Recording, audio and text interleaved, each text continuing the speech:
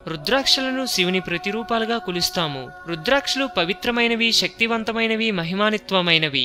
రుద్రాక్షలు ధరించడం వల్ల అనుకున్న పనులు నెరవేరుతాయి. ఎలాంటి కష్ట నష్టాలు రావు. అడ్డంకులు తొలగిపోయి సుఖ సంతోషాలతో గడిపేందుకు పరమశివుడు ప్రసాదించిన దివ్యమైన కానుకే రుద్రాక్ష. తీవ్రమైన మానసిక ఒత్తిడితో బాధపడుతున్న వారు, అనారోగ్య సమస్యలతో జారిపోతున్న వారు రుద్రాక్షలను ధరిస్తే వారి సమస్యలు మటుమాయమైపోతాయి. అంతేకాదు, ఏవైనా వ్యసనాలకు లోనైన వారు తమ అలవాటు మంచిది కాదని తెలిసి అందులోంచి బయటపడలేకపోతున్నట్లయితే రుద్రాక్షమాలను ధరిస్తే చాలా మంచి ఫలితం ఉంటుంది. మెడ, చేతులు, చెవులకు రుద్రాక్షలను ధరించిన వారు ఏ అపజయాలు లేకుండా తిరుగులేని వారిగా భాసిస్తారు. ఎవరి మెడలో రుద్రాక్ష ఉంటుందో వారు ఈశ్వర అనుగ్రహానికి పాత్రులవుతారని పురాణాలు చెబుతున్నాయి. రుద్రాక్షలపై ఉండే మొక్కల ఆధారంగా రుద్రాక్షలను 21 రకాలుగా విభజించారు. రుద్రాక్షలను ధరించిన వారు తప్పనిసరిగా పాటించవలసిన నియమాలు కొన్ని ఉన్నాయి. 1.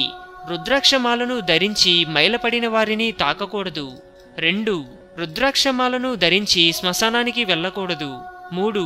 కుటుంబ సభ్యులు అయినప్పటికీ ఒకరి రుద్రాక్షమాలను మరొకరు ధరించకూడదు. 4. రుద్రాక్షమాలను ఉంగరంలో ధరించకూడదు. 5. రుద్రాక్షమాలను ధరించి నిద్రపోకూడదు. 6. రుద్రాక్షమాలను ధరించి శృంగారంలో పాల్గొనకూడదు. 7. స్త్రీలు ఋతు సమయంలో రుద్రాక్షమాలను ధరించకూడదు.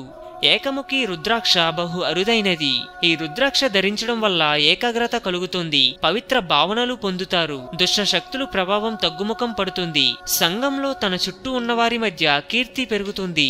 ఆర్థిక స్థిరత్వం కలగటానికి దోహదపడి ఉద్యోగ, వ్యాపార లేదా సంపాదన అభివృద్ధికి, స్థిరీకరణకు కలిగే దోషాలను తొలగించగలిగే శక్తిని, బుద్ధిని ఇస్తుంది. కొన్ని రకాల దీర్ఘ వ్యాధులు, మానసిక వ్యాధులు తగ్గుముఖం పడతాయి. విటమిన్ డి లోపం వల్ల కలిగే వ్యాధులు తగ్గుముఖం పడతాయి. పంచముఖి రుద్రాక్ష ఆడ, మగ, పిల్లలు అందరికీ మంచిదే.